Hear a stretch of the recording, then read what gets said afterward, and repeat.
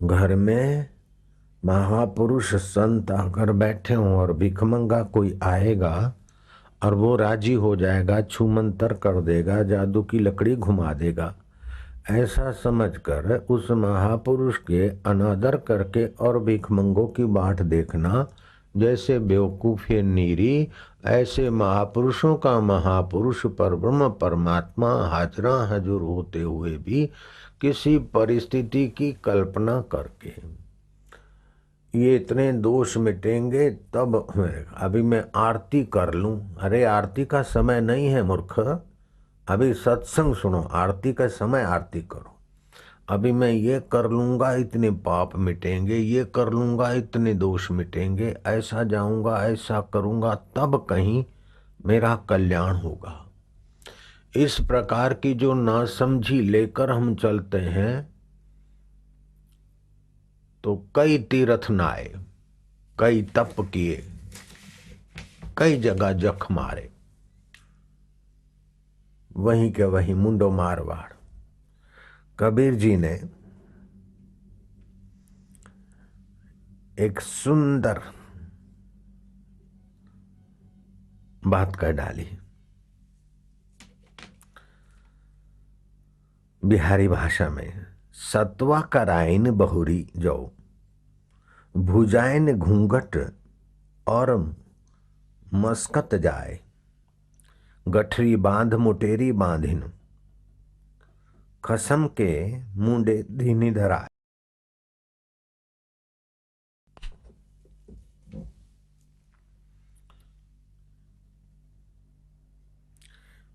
बिछुआ वो गहने होते, बिछुआ पहिरिन आठों पहिरिन, लात खसम के मारिन धाय, गंगा नाहिन जमुना नाहिन। इलाहाबाद में गंगा जमुना का स्नान करे थे, कुंभ में जाए थे। गंगा नाहिन जमुना नाहिन, नौ मन मैल ही लिहन चढ़ाइन। गंगा यमुना नहाकर भी 9 मन मैल चढ़ा के आती। 5-25 के धक्का खाइन, वो मेला में धक्का धक्की पुरुषों के इसके। 5-25 के धक्का खाइन, गरहूं पूंजी आई गंवाई। घर की पूंजी मेले में खर्च करके आई, 5-25 के धक्का खा के आई, सिर पे गठरी सामान की खसम को धरा दी, अपना गहना बिछुआ बिछुआ पहन के ठीक ठाक होके कुंभ में गई। गंगा नाहिन जमुना नाहिन, 9 मन मैल ही लीन चढ़ाइन। 5-25 के धक्का खाइन, गरहूं पूंजी आई गंवाइन। कहे कबीर हेत गुरु, कहे कबीर हेत करु गुरु से, नहीं तो मुक्ति जाए न साई। गुरु के ज्ञान से हित करो, नहीं तो ये धक्का मुक्की खा के पैसे गंवा के 5-25 के धक्के खाकर जो के त्यों लौट आओगे। यहां भगवान वो बात अपनी ऊंचाई से कहते हैं कि इंद्रियार्थेस्यो, ये इंद्रियस्य अर्थे है राग द्वेषो व्यवस्थितो हो, तयोर्न वशम अगच्छितो हो अस्य परिपंथिनो। इंद्रिय इंद्रिय के अर्थ में, प्रत्येक इंद्रिय के प्रत्येक विषय में, नाक सूंघने में, जीभ चखने में, स्वाद लेने में, आंख दृश्य देखने में, शरीर स्पर्श का सुख लेने में भटक रहा है। और इनसे आप प्रभावित मत होइए, इनके पीछे आप भटकिए मत, नहीं तो परमार्थ से, सच्चे सुख से, सच्चे ज्ञान से, सच्चे मोक्ष से आपको भटका देंगे। कुछ लोग गलती ये करते कि हमारे में ये दोष है और इतने ये दोष निकालें फिर कहीं भक्ति होगी। तो दोष अपने में मानोगे और निकालने के लगोगे तो कसरत करते करते थक जाओगे, टूट जाओगे, हार जाओगे। इतने मेरे में गुण है और थोड़े गुण भर दूं तो गुणों का अहंकार आएगा कि इतने गुण है और भरने की लालसा बनी रहेगी।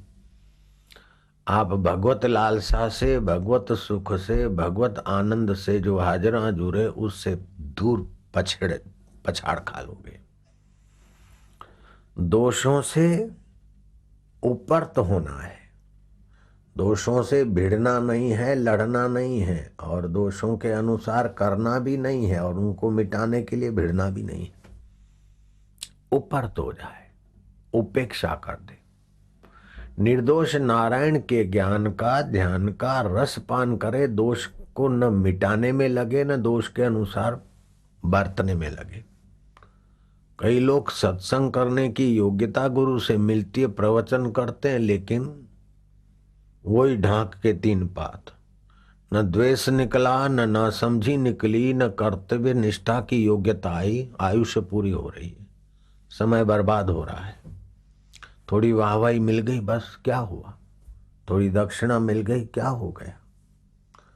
तो जो अनुकूलता के भगतों के जीना चाहते हैं, थोड़ी वाहवाही मिल गई, रहने को अच्छा मिल गया, तो आप सुविधा के भगत हो गए, भगवान के भगत नहीं। तो कोई दोष निकालने में लगा है, तो कोई सुविधा के पीछे पूंछ हिलाता हुआ भटक रहा है। ईश्वर का साक्षात्कार नहीं होगा, भटक जाएगा, बिल्कुल पक्की बात। चाहे अभी इस बात से द्वेष करो, राग करो, लेकिन बात सच्ची है, भटक गए ईश्वर के रास्ते से, मुक्ति के रास्ते से भटक गए। दोष से भिड़ोगे तो भी भटक जाओगे, दोष में डूबोगे तो भी भटक जाओगे, गुणों में डूबोगे और अपने गुण मानोगे तो भटक जाओगे, और गुण बढ़ाने में लगोगे तो भटक जाओगे। कैसा ये क्रांतिकारी वचन है भगवान की, कितनी ऊंची करुणा, कृपा और सूझबूझ देने की ललक है नारायण की। जैसे दोषों से भिड़ना भी नहीं है और दोषों में डूबना भी नहीं है। तो मनोराज में आता है, इधर जाए इधर जाए, उसको महत्व दोगे उधर भटकना पड़ेगा। ओम ओम ओम कहीं भी जाएं, लेकिन अपने आपा को छोड़ के तो नहीं जा सकते। सोचते कि हिमालय की पवित्र भूमि है, वहां जाएंगे, वहां निर्विघ्न ध्यान भजन लगेगा। भाई वहाँ ठंडी का विघ्न, मच्छरों का विघ्न, सब्जियों की गड़बड़ी का विघ्न, हवा पानी का विघ्न, ये आपको सहना पड़ेगा। तो चलो यहाँ तो अच्छा नहीं है, तो फिर चलो वहीं जाएं, फलानी जगह जाएं। ऐसे करते करते धरती पे कितना भी आप भटक भटक के 1000 जन्म खाली बर्बाद कर दो, लाख जन्म बर्बाद कर दो, आप अनुकूल सारी बातें पाकर और ध्यान कर लें और ईश्वर को पा लें, संभव नहीं है। आप तो जहां हैं, जैसी परिस्थिति में हैं, उस परिस्थिति की उपेक्षा करके परिस्थितियों के दृष्टा, परिस्थितियों के साक्षी, परिस्थितियों से अप्रभावित रहने वाले अपने आत्मदेव में आइए। अनुकूलता आई तो चिपक गए और अनुकूलता बढ़ाते लगे। कल्पना करो कि आप हिमालय में गए, यहाँ आपको अनुकूल पड़ा, अच्छी जगह, वहां रहे, गर्मी से बचने के लिए एयर कंडीशन लगा दिया, चीज वस्तु लाने के लिए नौकर लगा दिया, गाय का दूध बांध दिया, आपने फल सब्जी की व्यवस्था कर दी और बैठ गए ध्यान में, तो आप सुविधा के सुख का आनंद लेंगे, आत्मा का आनंद नहीं ले सकते। जिस दिन सब्जी अनुकूल नहीं आई, अथवा एयर कंडीशन खराब हो गई, या नौकर चला गया, तो आप नौकर के नौकर, सेवक के सेवक हो गए भाई। तो इससे परमात्मा प्राप्ति में तो आपको विघ्न आएगा। ये जरा ठीक है, फलाना ठीक है, जरा अच्छा रहता है, तो वो जो जिनकी सहयोग लेकर आप ठीक ठाक भजन कर सकते हैं, आपने ठीक ठाक परिस्थिति का थोड़ा चस्का लिया, लेकिन ठीक बेठीक में एक रस रहने वाले ईश्वर को नहीं पहचाना, न पहचान सकोगे। भगवान कहते हैं सुखम वा यदि वा दुखम, अनुकूल परिस्थिति होती तो सुख होता है, प्रतिकूल परिस्थिति होती है दुख होता है। लेकिन अनुकूलता भी कोई माना नहीं रखे और प्रतिकूलता भी कोई माना ना रखे।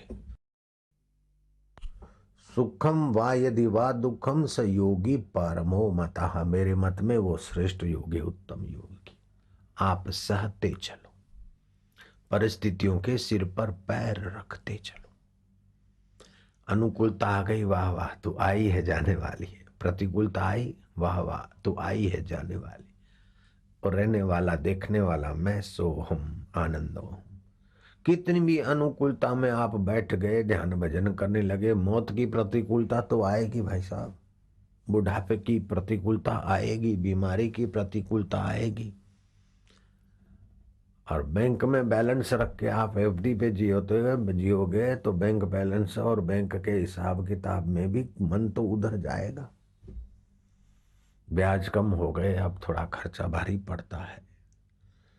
आप बाहर को ठीक ठाक करके और फिर आराम से जीने की जो मांग है उसको उखाड़ के फेंक दो।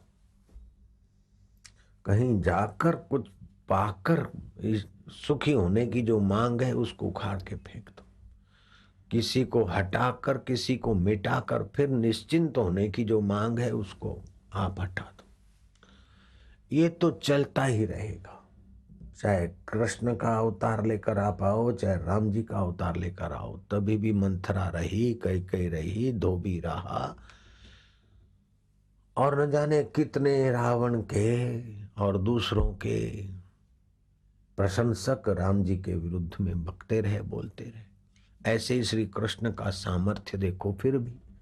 लेकिन कृष्ण का परम सामर्थ्य यह है कि सदा बंसी बजती रहे। राम जी का परम सामर्थ्य यह है कि कोई परिस्थितियों का अपने चित्त में असर नहीं ली, स्वीकृति नहीं दी। राम राज्य के जगह राम वनवास हो गया तो राम जी ने उस परिस्थितियों को अपने चित्त पर चोट नहीं होने दिया। राज्य अगर शाश्वत होता, सच्चा होता, भोग स्थिर होते तो लक्ष्मण हम कुछ सोचते। ये तो बिजली की चमक की नाई है, तप्त तवे पर जैसे पानी की बूंद, ऐसे ही तो संसार का सुख सुविधा और यशमान है। इसके पीछे इतना विह्वल होने की क्या जरूरत है लक्ष्मण भैया। जो होता है आपका आयोजन नहीं है, लेकिन आप किसी काम में लगे और एकाएक कोई परिस्थिति बदल गई तो लक्ष्मण उसमें नियति देव का ही हाथ मानकर उस परिस्थिति को गुजरने देना चाहिए। उनसे प्रभावित क्यों होना।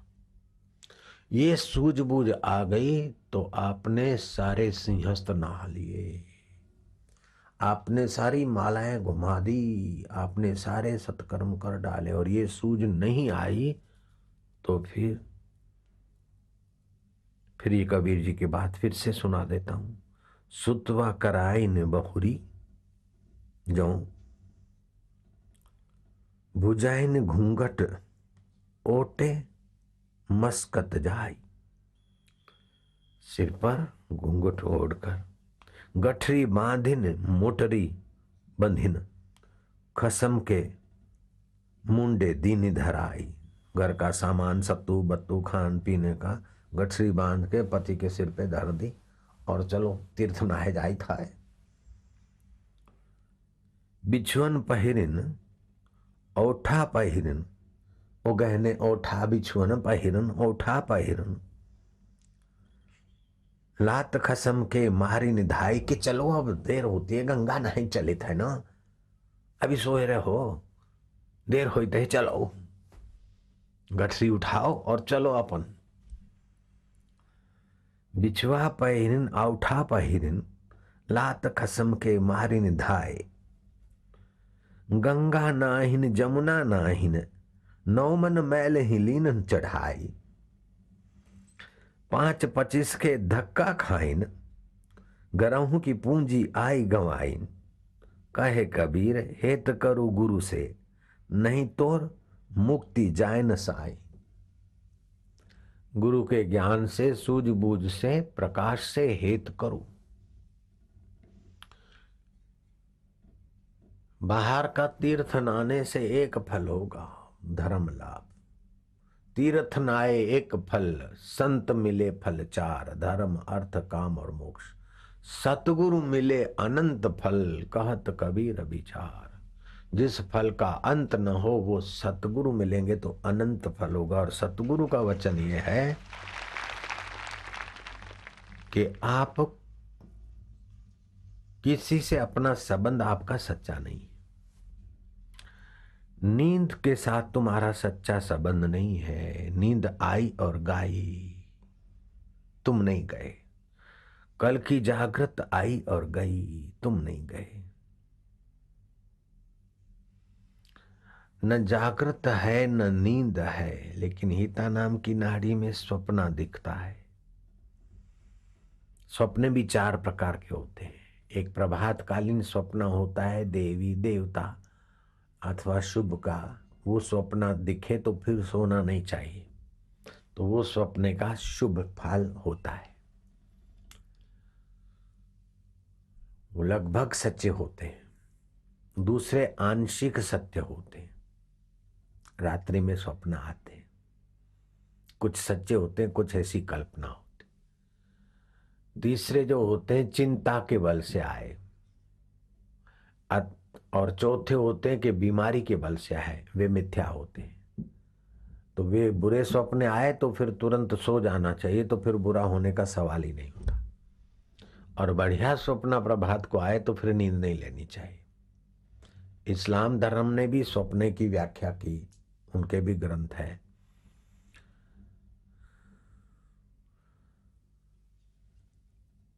जैन धर्म ने में भी स्वप्ने की व्याख्या आई, ईसाईयत में भी आई। स्वप्ने जब से सृष्टि चली, मानवता चली, स्वप्ने तब से ही चले आ रहे। अंतःकरण में स्वप्ने अंदर दिखते हैं तो उसको स्वप्ना बोलते हैं, और बाहर दिखते हैं वो भी वास्तव में स्वप्न है। अंदर जो स्वप्ने होते वो चार प्रकार के होते। देवतः, स्वानुभावज, धातु प्रकोपज, चिंताद्भुत। अर्थात आपका सत्वगुण बड़ा है, कोई पुण्याई बड़ी है, और आपका कुछ मंगल होने वाला होता है। दैविक वृत्ति से जो स्वप्ने आते प्रभात को, वो देवता स्वप्ने होते।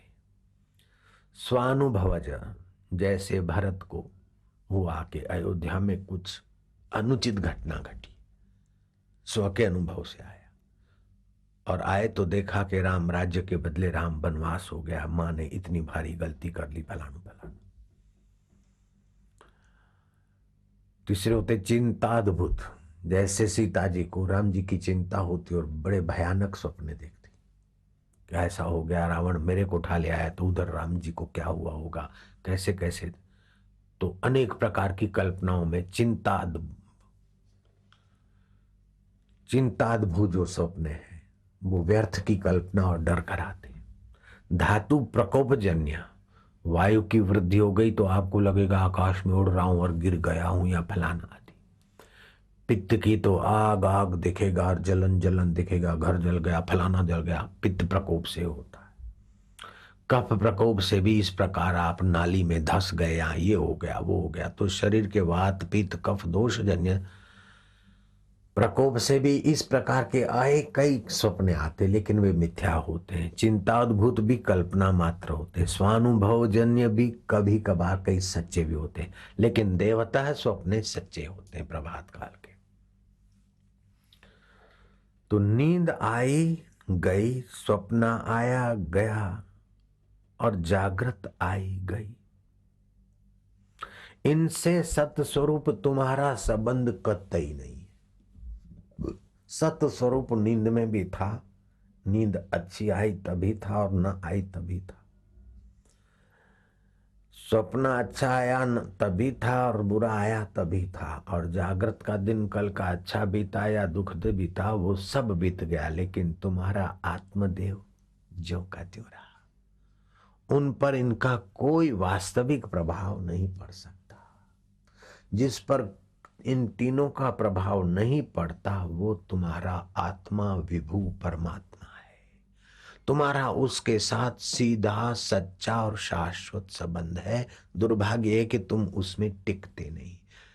जो बाजारू रंडियां हैं उनके साथ तुम चल देते हो, बाजारू लोफर हैं उनके साथ तुम चल पड़ते हो।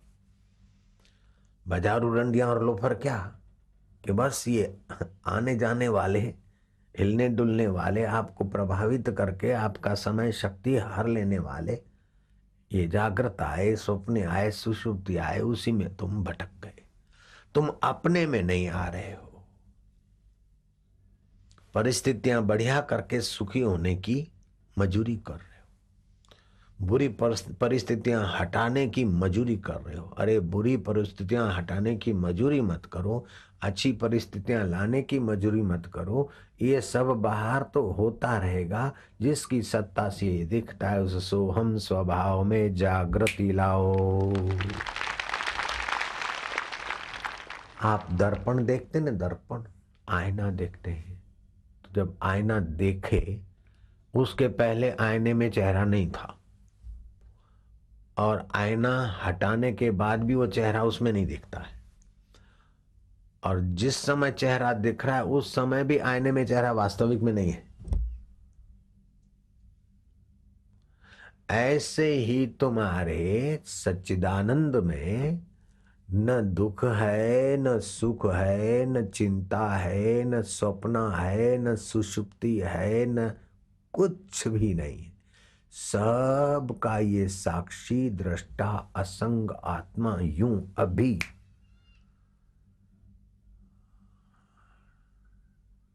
हाथ पर मक्खन के पिंड जैसा है, उधर को नजरिया नहीं जाती है। बड़ी मन की बदमाशी, वहां नहीं रुकते, इसलिए भटक भटक जगत मर रहा है। भटक मुआ भेदू बिना पावे कौन उपाय, खोजत खोजत युग गए पांव कोस घर आए। सुख को, सच्चे जीवन को, शाश्वत आनंद को खोजते खोजते युग बीत गए, और वो सुख स्वरूप तो ये है जो किसी परिस्थिति के साथ नष्ट नहीं होता, किसी परिस्थिति से प्रभावित नहीं होता, सदा निर्लेप रहता है। ये असत्य संबंधों से तुम्हारा निर्दोष आत्मा दोषी नहीं होता है। वह ऐसा है, वह ऐसा है, वहां ऐसा है, वहां तैसा है, उसका पता मैं से लगेगा। वह द्वेषी है, वह अच्छा है, उसका पता कैसे लगाओगे? ये भाषण करने के लिए नहीं है, अपना कल्याण करने के लिए। महाराज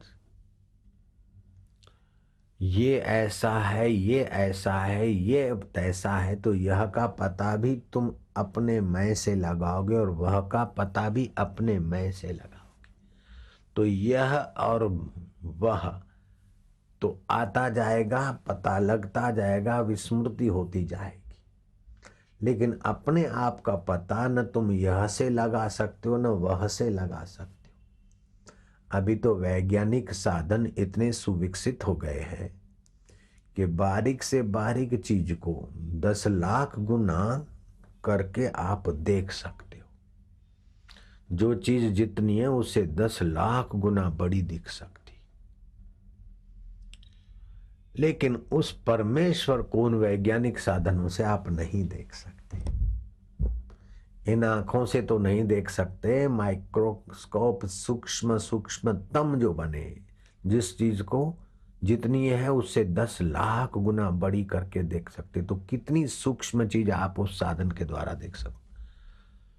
फिर भी सारी चीजों को देखने की जो क्षमताएं, वैज्ञानिक क्षमताएं मिलकर भी आप उस दृष्टा असंग परमेश्वर को नहीं देख सकते, जिससे सब कुछ दिखता है। उसको देखने के लिए आपको अपने में आना पड़ेगा। इंद्रियों को शांत करो मन में, मन को शांत करो मति में, और फिर बैठो अपने में। तो वो अपने में बैठे तो उसमें जो मान्यताओं का कवर है उसको तोड़ना है। कल्पनाओं का, मनोराज का जो ऊपर स्तर चढ़ा है उसको हटाना है। तो आप अपने आपा का दीदार कर लिया, एक बार अपने हृदय में अपने आत्मदेव का दीदार कर लिया, तो दीदार करने के लिए वो दीदार, जैसे मैं इस गजरे का दीदार करता हूं ऐसे ये आत्मा है और मैं देखने वाला वो नहीं रहेगा। सो जाने जासुदेहि जनाहि, जानत तुम ही हो जाई। उस अंतर्यामी परमेश्वर को खोजते खोजते खोजने वाला उसमें ऐसा खो जाता है कि जिसको खोजता था वही हो जाता है। जैसे नमक की पुतली समुद्र को खोजने जाए तो समुद्र में व्याप जाएगी, ऐसे ही ये साधक उस सच्चिदानंद में व्याप जाएगा। जैसे बूंद समुद्र को खोजे तो समुद्र में व्याप जाएगी, क्योंकि समुद्र का अंश थी। ऐसे ही ये साधक परमात्मा का अविभाज्य अंग है, अविनाशी अंश है। दुर्भाग्य से देख कर, सूंघ कर, चख कर, जा कर, पा कर, ले कर, दे कर, कर कर कर कर में ही कुछ ऐसी अवस्था आती है कि कुछ न करे, कुछ न करने की 1 मिनट स्थिति आ जाए, बड़ा बल मिलता है, बड़ा सामर्थ्य आएगा, बड़ी सूझबूझ आएगी। कुछ ना करो, ध्यान भजन पूजा पाठ करते कराते फिर शांत हो गए, फिर ध्यान करते करते ध्यान भी मत करो, जप करते करते जप भी मत करो, चिंतन करते करते चिंतन भी मत करो। गीता ने कहा न किंचित अपि चिंतये, त्रय गुणा विषया वेदा निस्त्रय गुणा भवा अर्जुना। ये सब वेद, ये वो सारा का सारा जो ज्ञान है वो भी 3 गुणों में है। उन 3 गुणों की बदलाहट को जो देखता है उसको देख ले, उसको देख ले अर्थात अपने मैं को खो दे। अपने मैं को खो दिया तो तू वही हो जाएगा बस। बहुत बहुत सुगम है, बहुत बहुत ऊंचा है, बहुत बहुत सूक्ष्म है। सूक्ष्म नहीं, सूक्ष्मतर, सूक्ष्मतम है।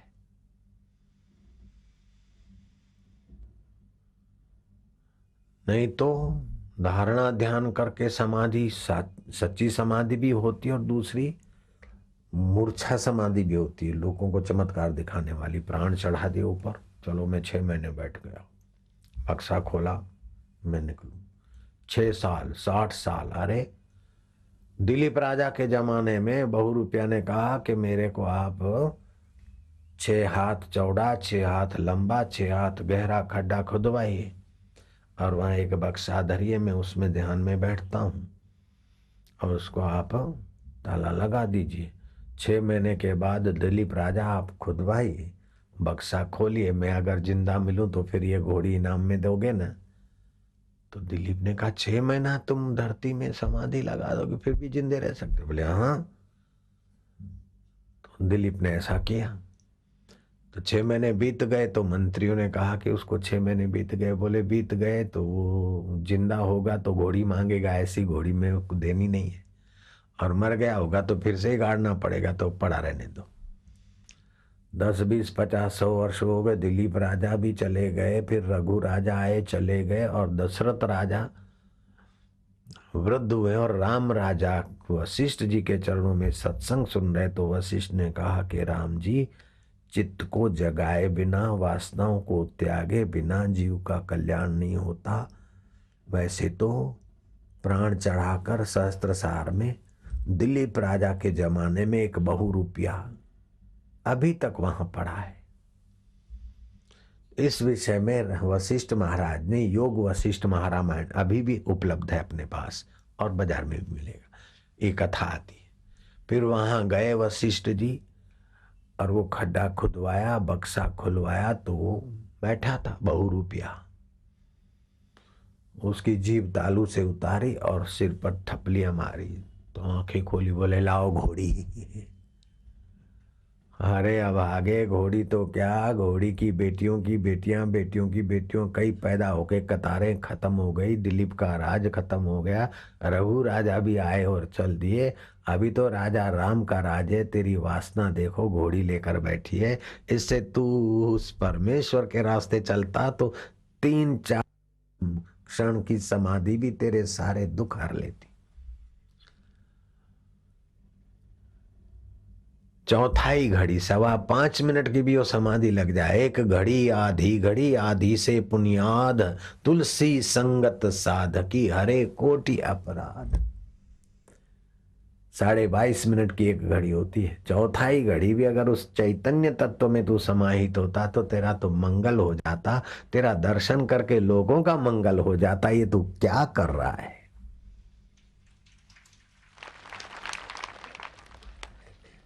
नारायण नारायण। तुलसीदास ने कहा उस प्राण चढ़ाने वाली मूर्छा मूर्छा स्थिति को समाधि, भले कोई बोल दे, हमारा किसी से विरोध नहीं, लेकिन सत्य तो बोलना हमारा कर्तव्य।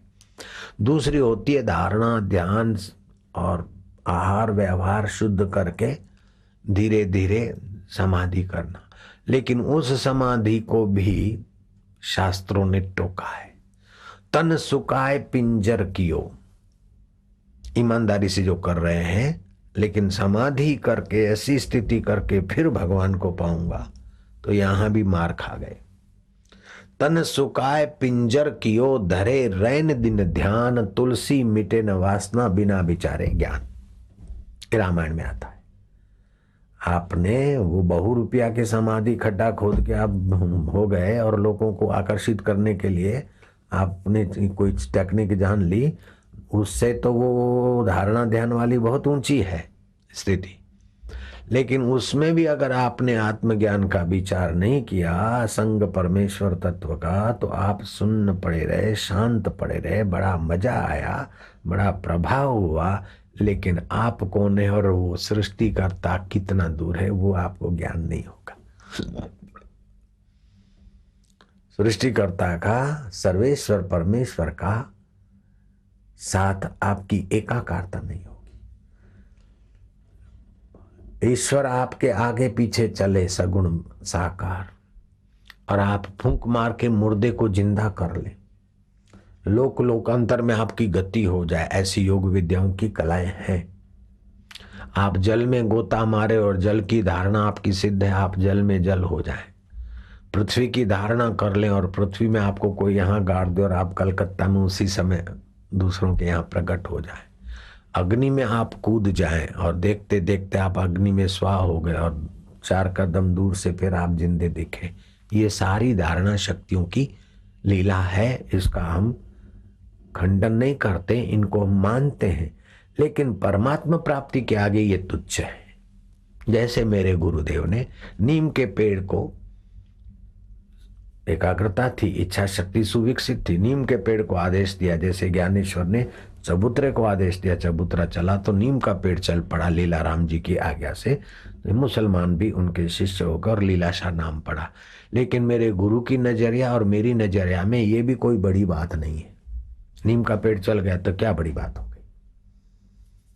4 मजदूर काट कूट के एक से दूसरी जगह कर दे तो क्या? तो उस समय जरा लोगों को दिखाना था तो खेलवा की बापूजी मेरे गुरुदेव इस बात को कोई महत्व नहीं देते थे। अरे बोले रिद्धि सिद्धि इनका तो कोई नहीं, छोड़ा इसको, क्या अपने लिए बड़ी बात हो गई, विज्ञानियों के लिए बड़ी बात हो गई कि क्या इच्छा शक्ति। अरे आपकी इच्छा शक्ति तीव्र हो तो 8 मन की, मतलब 40 किलो का एक मन, ऐसे 8 मन की तिजोरी एक कोने से दृष्टि से उठा के और दूसरे कोने में रख दी श्रीमद राजचंद्र के शिष्य ने। राजचंद्र को पता चला तो राजचंद्र ने डांटा कि 4 मजदूर जो काम कर सकते हैं उसको वो धारणा शक्ति इसी में तू लगाकर चमत्कार दिखाता है तो तू आत्म शांति कब पाएगा, आत्मज्ञान कब पाएगा? ये तो प्रत्यक्ष हुआ, खाली दृष्टि से इच्छा शक्ति धारणा शक्ति का मेल करके बस रखते। ऐसे ही विदेशों में बाल मुकुंद, घर में नाम था बाल मुकुंद, भगवान से बातें करते थे। फिर कभी मन में आया कि भगवान से मैं बातें करता हूँ, सचमुच भगवान उत्तर देते हैं कि मेरे मन की कल्पना है? भगवान आप ही बताओ, मेरे मन की कल्पना तो नहीं है। तो बाल मुकुंद ने लिखा, जो बाद में परमहंस योगानंद के नाम से बड़े सुविख्यात हुए, बड़े अच्छी ऊंची सूझबूझ के धनी थे मुकुंद जी ने। उन्होंने लिखा अपनी आत्मकथा में कि मेरी माँ और मेरी बहन रोमा बैठी थी और मैंने ये मन में प्रश्न किया, और वे लोग भी सुने कि मैं ही तो बोल रहा हूं जिसको तू ईश्वर बोलता है। उन्होंने सुना तो फिर ईश्वर पाने की ललक लगी, योग साधनाएं की, और योग साधना में भी इतनी ऊंचाई के धनी बने कि विदेश में फौजियों को कहा कि ये योग शक्ति से ये जो बढ़िया से बढ़िया बड़े से बड़े पुल हैं वो भी संकल्प मात्र से टूट सकते हैं। तो फौजियों को आश्चर्य, तो बोले जो नया और मजबूत पुल तुमने बनाया मुझे वहां ले चलो। दिखा दिया। बोले अब ऐसा ना लगे कि मैं कुछ नजीक से करता हूं, मुझे थोड़ा दूर कहीं गाड़ी में बैठ के चलते दूर, मैं धारणा शक्ति से उस पुल को देखो कैसे गिराता हूं। तो परमहंस योगानंद ने धारणा ध्यान करके धारणा शक्ति का उपयोग करके संकल्प करके दोनों हाथ ऊपर रखा, ये पुल गिराने के संकल्प से बैठे रहे। जब संकल्प ने तीव्रता पकड़ी तो संकल्प को उधर फेंक के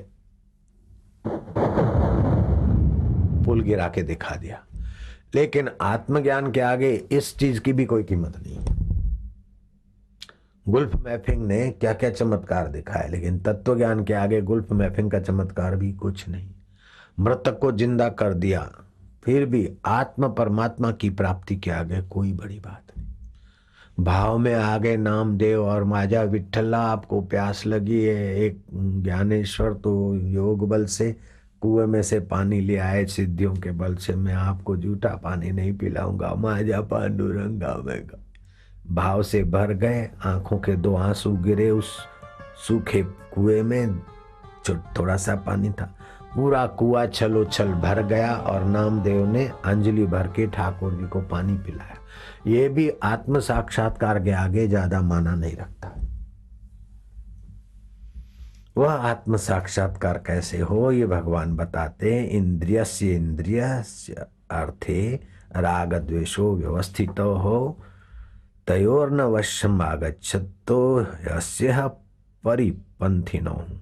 इंद्रियों के अर्थ में मनुष्य के राग और द्वेष की व्यवस्था से स्थित है। मनुष्य को उन दोनों के वश में नहीं होना चाहिए, क्योंकि वे दोनों ही उसके शत्रु हैं, परमार्थ मार्ग से रोकने वाले, भटकाने वाले।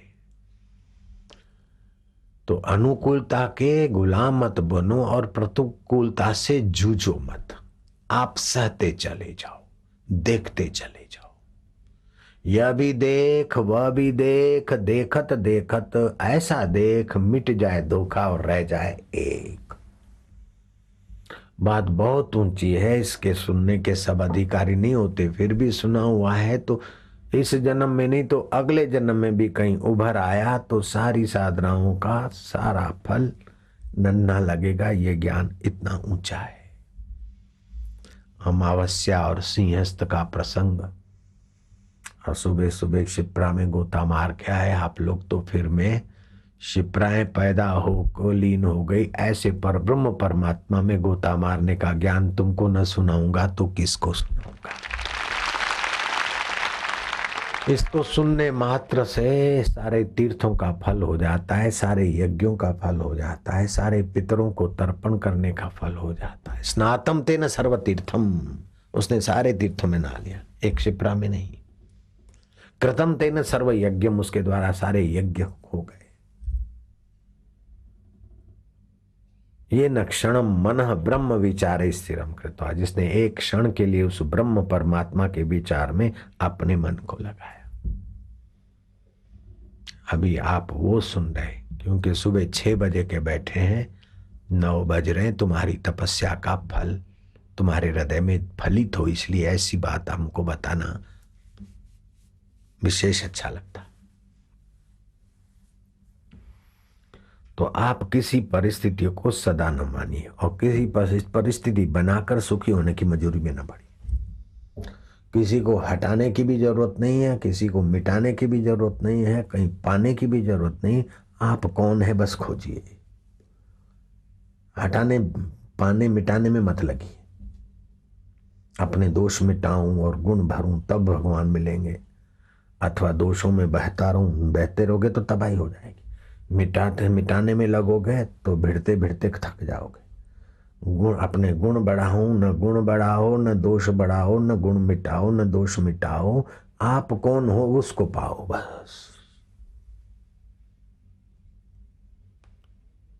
उसको खोजो, खोजत खोजत खोजत कबीरो गयो हेराई। रमन महर्षि ने कैसा, कोई भी आता कुछ भी बता तो बोले अच्छा ऐसा है तो अपने को तो खोजो। तुम कौन हो? भजन करने वाले तुम कौन हो? मुझे दुख होता है तो दुखी होने वाला तुम कौन हो? दुख भी पर प्रकाश है, दुख स्वयं नहीं प्रकाश। ये दुख है उसको जानने वाले तुम हो। तुम उससे मिल जाते हो तब लगते हो मैं दुखी हूं। ये सुख है, सुख को पता ही नहीं, लेकिन तुम उससे मिल जाते हो ना, सुख का एहसास होता है। तुम अपने आप में रहो तो ये तो तुम्हारे लिए खिलौने हो जाएंगे। देखा अपने आप को मेरा दिल दीवाना हो गया, ना छेड़ो मुझे यारों में खुद पे मस्ताना हो गया। अपने आप पर, यह पर भी नहीं, वह पर भी नहीं, इदम पर भी नहीं। वह है, उधर है, यह है, इधर है, न इधर न उधर। इधर और उधर जिससे सिद्ध होता है वो किधर है?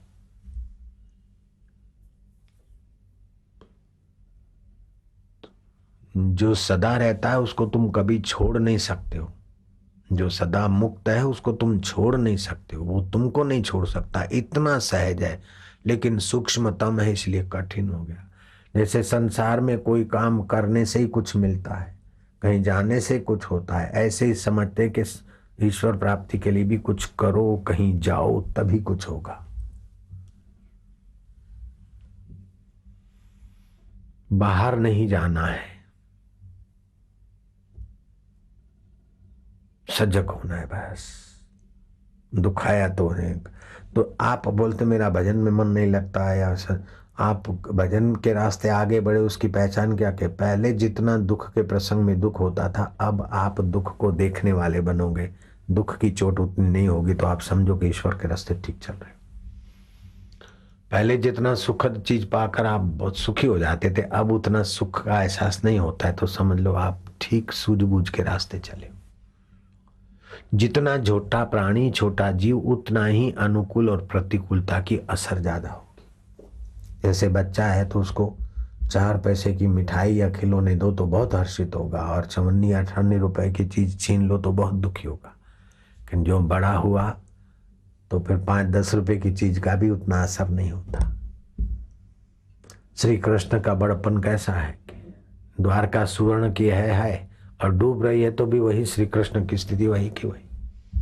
राम राज्य हो रहा है तो है, और राम वनवास हुआ तो चित्त की स्थिति वही की वही। ये तो सब बाहर का होने जाने वाले ला।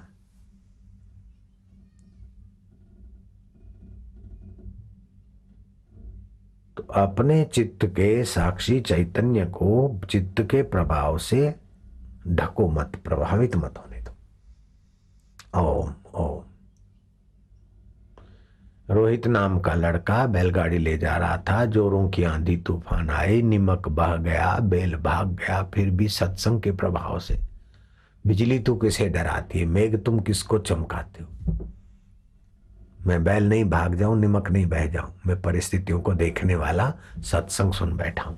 परिस्थितियां आती जाती, थोड़ी देर में बिजली चमकना बंद हो गई, मेघ बरसना गरजना पूरा हो गया, बैल को ढूंढ लाए और गए।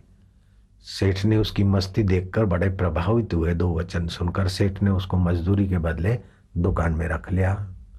सेठ को संतान नहीं थी, उसको गोद का बेटा जाहिर कर लिया। उसकी इस समता के सत्संग के कारण बुद्धि इतनी विचक्षण हुई कि गांव का मुखिया बन गया। फिर राज्य में भी उसकी कीर्ति हुई, राजा का सलाहकार पद भी उसे मिला, और राजा को भी उसके प्रति इतना स्नेह हुआ, क्योंकि जो अपने आपा में रहते तो सबको अपना आपा प्रिय होता है। समय बीतते गए, वो राज्य का मुख्य मंत्री बन गया। लोग मिलते, अरे रोहित तुम इतने ऊंचे पद पे पहुंचे हो, फिर भी वैसे के वैसे सरल के हैं, कुछ जरा ठाक। अरे बोले जो पहले नहीं था बाद में नहीं रहेगा, उसको पाकर प्रभावित होना या बड़ा बनना ये तो मूर्खों का काम है। तो आप तो इतने बड़े आदमी हैं। अरे बोले इन चीजों से बड़प्पन हुआ तो मेरा बड़प्पन का तो गला घुट गया। मैं इन चीजों को पाकर बड़प्पन को क्यों अपने सिर पर हावी करूं? बैलगाड़ी चला के भी देख लिया, दुकान चला के भी देख लिया, मंत्री पद पर रह के भी देख लिया और मुख्यमंत्री पद भी देख लिया। अब क्या बड़ी बात। अब वो राजा पद पे आया, हाँ तो जूने लोग मिल लेंगे, कहा तो राजाधिराज हो गए। बोले मैं तो वही का वही हूं, ना कुछ हुआ हूं ना होने वाला हूं, मैं तो वही का वही हूं। और बड़ा सुंदर राज्य करे। मैं राजा हूं, राज को अपने में नहीं आरोपता, मैं तो वही हूं जो सृष्टि के पहले था।